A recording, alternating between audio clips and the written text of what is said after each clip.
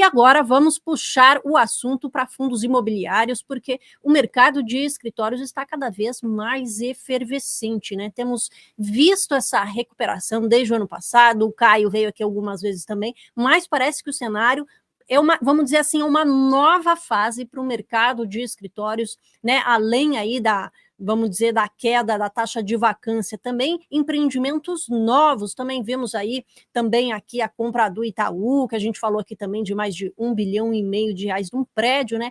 Então, escritórios muito aquecidos. Vamos entender qual é essa nova fase agora. Queria chamar para conversar com a gente Caio Araújo. Obrigada pela participação, para a gente começar essa semana aqui, né? Pós-carnaval, agora finalmente começou o ano. Vamos lá, né?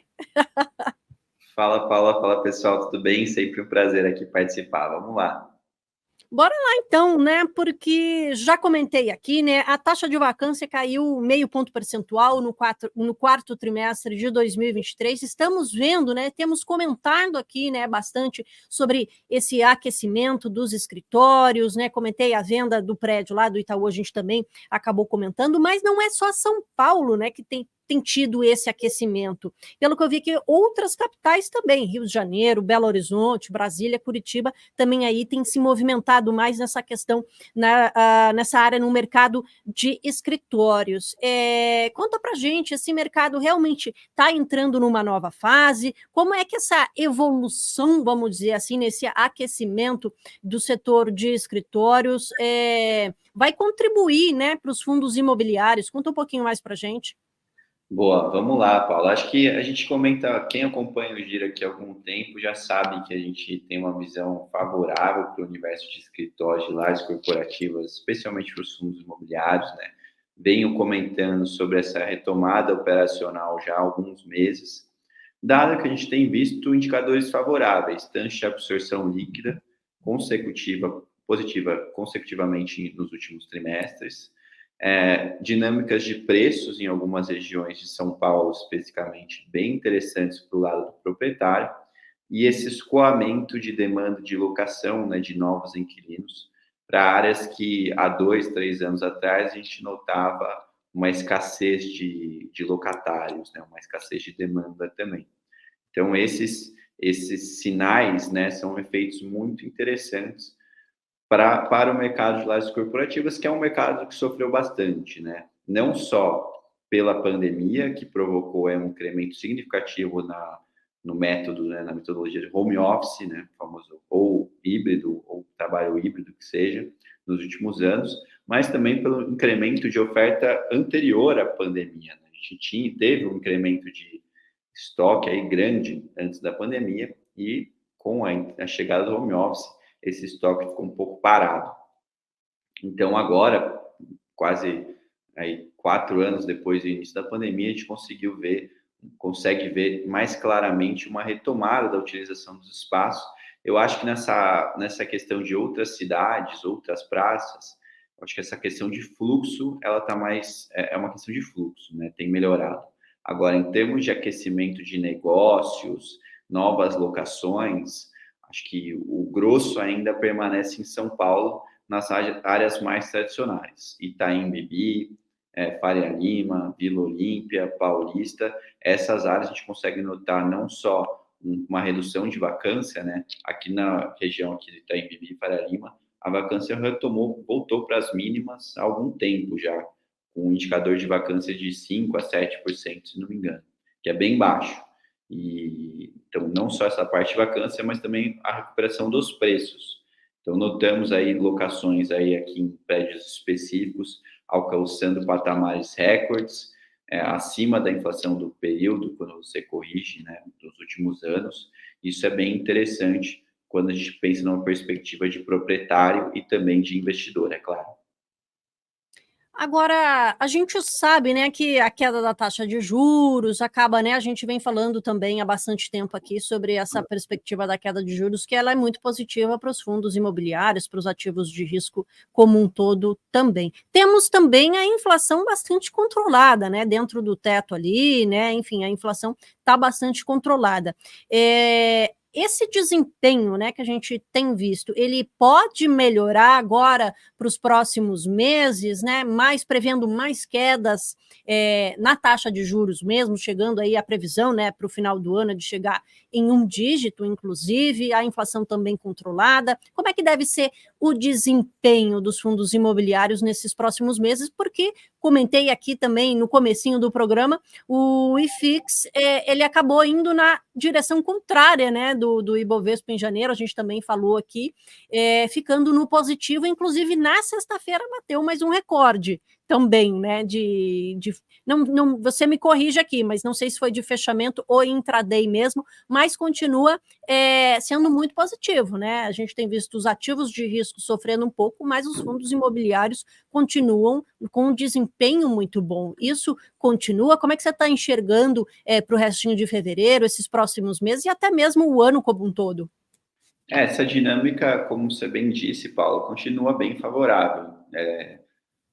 Outro ponto que a gente tem trazido aqui para o giro de uma forma um pouco mais insistente, que é essa queda dos juros, atrelada a uma condução monetária mais flexível, uma melhora dos indicadores de inflação, tende a beneficiar bastante os ativos de risco. E quando você pensa nessa menor atratividade da renda fixa, né, dado que a Selic paga menos hoje, o CDI consequentemente também, e o investidor avaliando outras opções, o fundo imobiliário entra como um veículo óbvio aí, principalmente para a pessoa física, né, tendo em vista a isenção do imposto de renda nos dividendos e os pagamentos que continuam elevados, né, o dividend yield do IFIX continua próximo de 10%, se você pegar os últimos 12 meses, né, isso já é líquido de imposto de renda.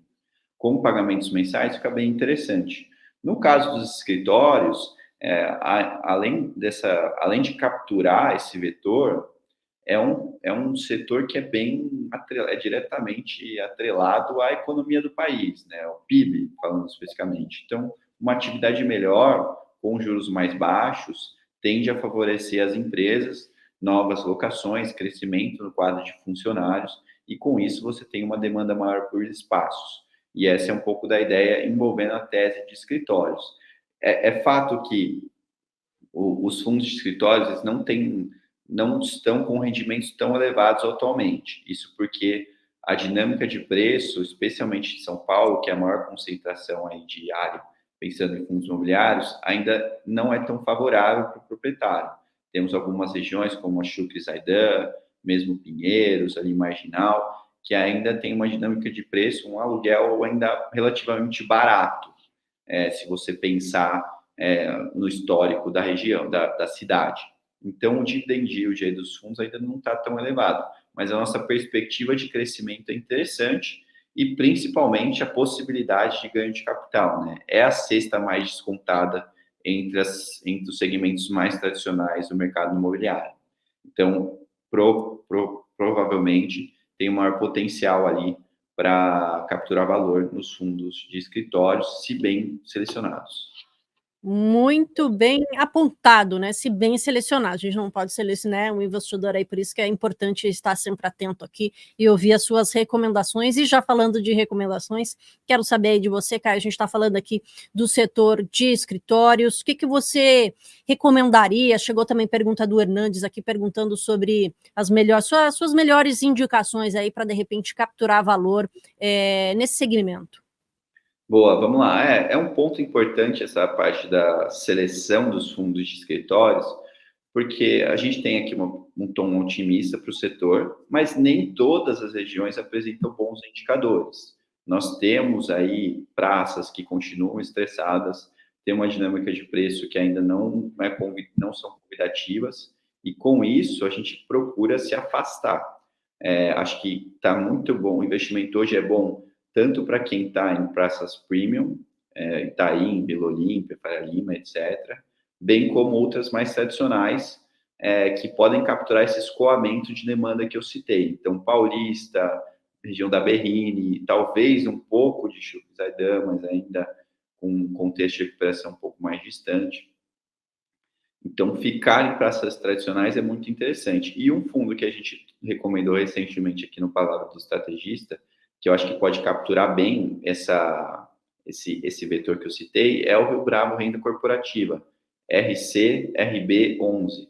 É um fundo já bem antigo de mercado, mas ele teve aí recentemente uma mudança no seu portfólio, que é bem concentrado nessas regiões que eu citei, especialmente Paulista e Vila Olímpia. O fundo tem reduzido consecutivamente a sua vacância, saiu de 34% no início de 22 para algo em torno de 6% atualmente, e essa redução de vacância tem gradualmente se refletido no aumento dos rendimentos. Hoje em 0,93 por cota, deve alcançar aí em torno de R$1 por cota em meados do ano, no início do segundo semestre, com potencial aí de aumentar devido ao crescimento de aluguel e também a uma opcionalidade que seria a venda com ganho de alguns ativos. Então, é um fundo que está com uma alavancagem controlada, uma boa ocupação, está bem presente aí nas principais praças de São Paulo, tem um desconto em relação ao valor patrimonial aqui entre 20% a 30% atualmente. Então, é uma das nossas principais recomendações aqui para o setor, que não temos tantas, tá? Não temos tantos fundos que a gente considera bons para a categoria, mas esse aí talvez seja o principal, com potencial de retorno, na nossa visão, de 20% para as cotas, mais um dividend yield aí de 7,5% nos próximos 12 meses. Perfeito, Caio. Ficou aí, então, a melhor recomendação do Caio para aproveitar esse aquecimento, nessa nova fase dos escritórios e, claro, selecionando muito bem os ativos. Ficou aí, então, Rio Bravo Renda Corporativa como principal recomendação do Caio para o setor, aí, para o segmento, na verdade, de escritórios. E, mais uma vez, obrigada pela participação, Caio. Excelente semana. E a gente se vê em breve aqui no nosso Giro do Mercado. É claro, sempre um prazer. Um abraço, Paulo. Um abraço, pessoal.